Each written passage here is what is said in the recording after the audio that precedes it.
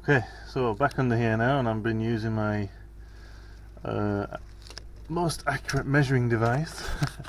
And the thing that I've measured, the only real reference point I could get for these brackets was this sill edge. Now I know it could be bent, whatever, it's not the most accurate thing, but it's going to have to do for now. So this distance here between the bracket and the sill, between both sides, is within 1mm, which is going to do me for now. And the only, I couldn't really get a front to back measurement. I tried to reference this hole, and again they're within a mil of each other. So as far as I can tell, this is close enough for now. I didn't want it to be sat in and out, let's say 10mm, and screw me over with something else with the wheels. Making sure the wheels are clear of the arches, etc. when we get to that point. So as long as they're within a millimetre left and right, I'm going to be happy with that for now. So we're moving on. Right, we're going to talk now about the suspension. Back in a sec. Okay, sorry for all the background noise, someone's cutting the grass over there, but let's crack on.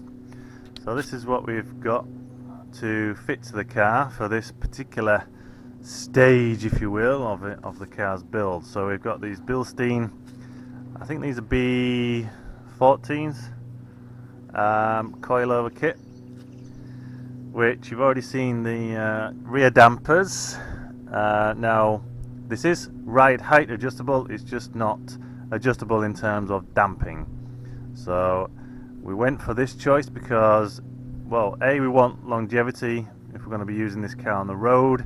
We want adjustability for the ride height, depending on what wheels we end up using.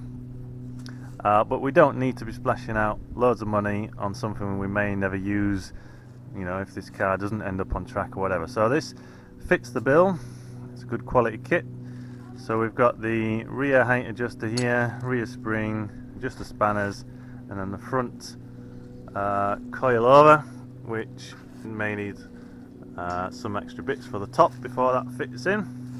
So that's what we've gone for. It's going to be real easy to fit. The suspension on these cars is real easy to work with, and I'll be back in touch with any more progress on this soon. So I think I'm going to try to work out how this fits. So far I've not seen any instructions with this kit, which is a bit disappointing, but as I say, it should be fairly easy to work out. I think that goes on that way and just sits over the cap like that. It may need knocking down a bit so it's flush, and then you've got the adjustability there. So again, these are not damper adjustable, but they are specified for lowering, which is half the bottle, I guess. So yeah, we can crack on. Alright, so everybody's out cutting the grass now. Anyway, there's the spring sat in with the adjuster at the bottom, all looking rather nice. Very easy to do.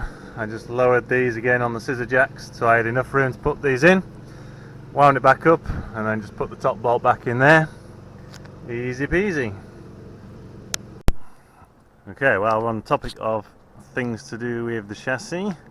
This thing has arrived today. So what we have here on the top, sorry about that, is the original front anti-roll bar, which is about 20mm thick.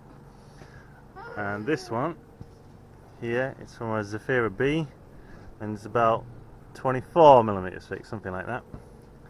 So much more beef in the anti-roll bar on the front to match what we're going to have on the rear. So this is going to have a clean up, and hopefully these mounts are the same. We'll probably get some poly bushes to go in there as well, just to make sure it's all nice and tight. But yeah, pleased with that. Looks exactly the same and should fit nicely on the front. So with the front anti-roll bar upgraded, what we're going to do about the rear? Well, here we have this white line rear anti-roll bar that I got in, and it was used, so it wasn't in a great state, as they generally not. but this one's had a bit of treatment, bit of TLC. So this is adjustable. We've got 4 positions where we can adjust the stiffness of the rear anti-roll bar. Now you could actually replace the entire rear axle with a stiffer one, but then I guess you don't have much adjustment on that. So this gives us a stiffer rear end and some adjustment, and I've just been refurbing all the fixings for this, which is ongoing at the moment, and then we'll be able to mount that in position too. So I don't know whether there's going to be a part 3 to this, but that's generally the rear beam in position, ready for some wheels, apart from the brake calipers, which are in for well, the calipers are in for, sorry, the brackets are in for machining, so we're waiting on them too. So there will be a part 3, I guess. Cheers for now.